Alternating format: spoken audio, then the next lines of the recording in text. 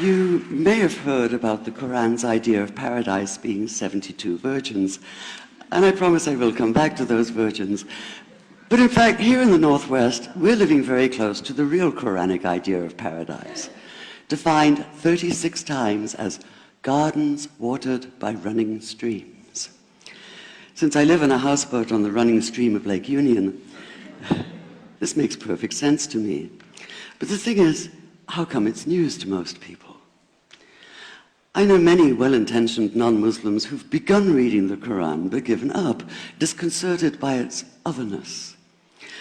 The historian Thomas Carlyle considered Muhammad one of the world's greatest heroes, yet even he called the Quran as toilsome reading as I ever undertook, a wearisome, confused jumble.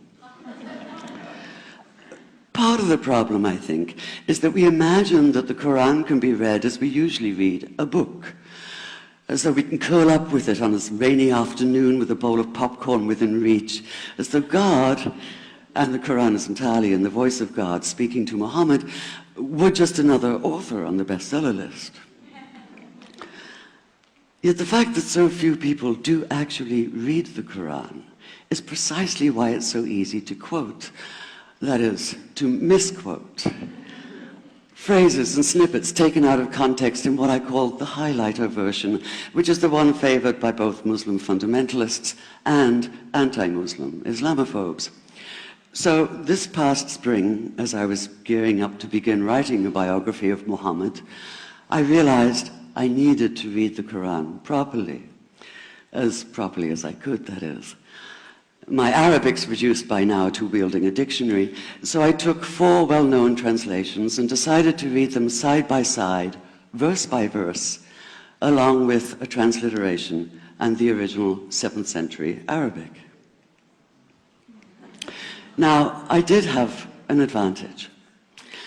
My last book was about the story behind the Shia-Sunni split, and for that I'd worked closely with the earliest Islamic histories, so I knew the events to which the Quran constantly refers, its frame of reference.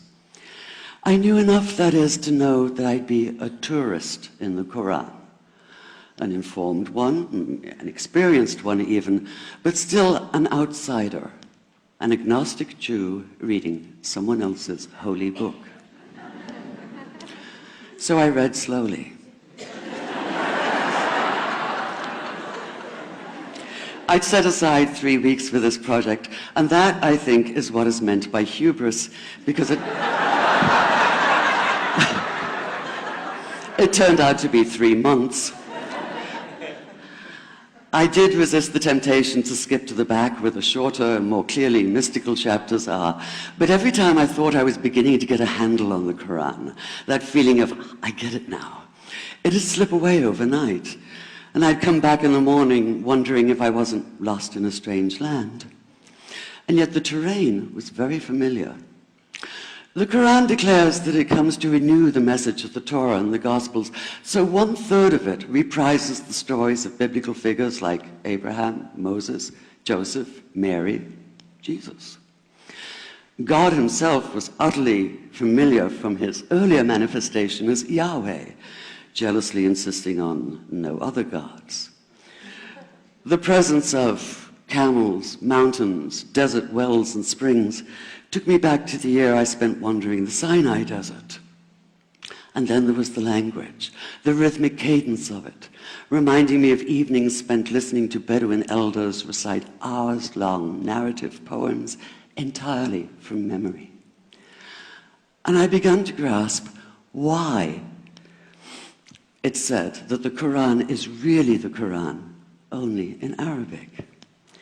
Take the Fatiha, the 7-verse opening chapter that is the Lord's Prayer and the Shema Israel of Islam combined. It's just 29 words in Arabic, but anywhere from 65 to 72 in translation. And yet the more you add, the more seems to go missing. The Arabic has an incantatory, almost hypnotic quality that begs to be heard rather than read, felt more than analyzed. It wants to be chanted out loud, to sound its music in the ear and on the tongue. So the Quran in English is a kind of shadow of itself, or as Arthur Arbery called his version, an interpretation. But all is not lost in translation. As the Quran promises, patience is rewarded, and there are many surprises. A degree of environmental awareness, for instance, and of humans as mere stewards of God's creation, unmatched in the Bible.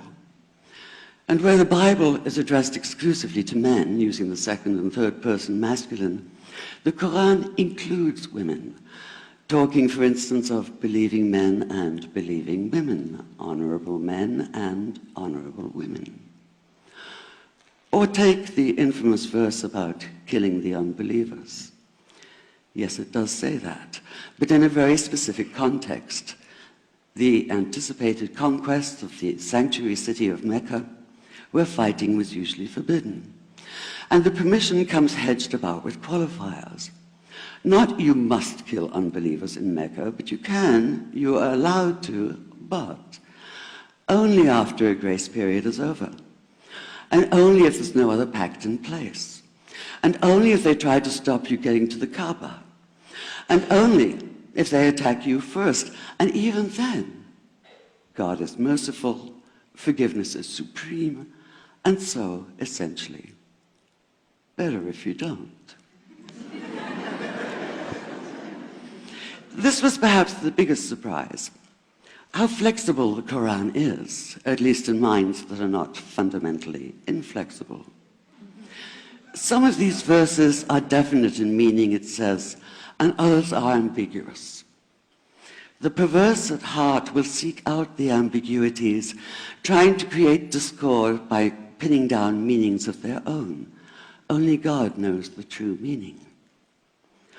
The phrase, God is subtle, appears again and again. And indeed, the whole of the Quran is far more subtle than most of us have been led to believe, as in, for instance, that little matter of virgins and paradise. Old-fashioned Orientalism comes into play here. The word used 4 times is huris, rendered as dark-eyed maidens with swelling breasts, or as fair, high-bosomed virgins. Yet all there is in the original Arabic is that one word, huris. Not a swelling breast or high bosom in sight. Now, this may be a way of saying pure beings, like in angels, or it may be like the Greek kos, or kore, an eternal youth. But the truth is, nobody really knows, and that's the point. Because the Quran is quite clear when it says that you will be a new creation in paradise, and that you will be recreated in a form unknown to you, which seems to me a far more appealing prospect than a virgin.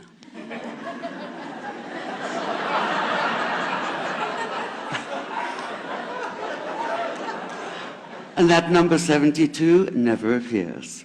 There are no 72 virgins in the Quran. That idea only came into being 300 years later, and most Islamic scholars see it as the equivalent of people with wings sitting on clouds and strumming harps. Paradise is quite the opposite. It's not virginity, it's fecundity, it's plenty, it's gardens watered by running streams. Thank you.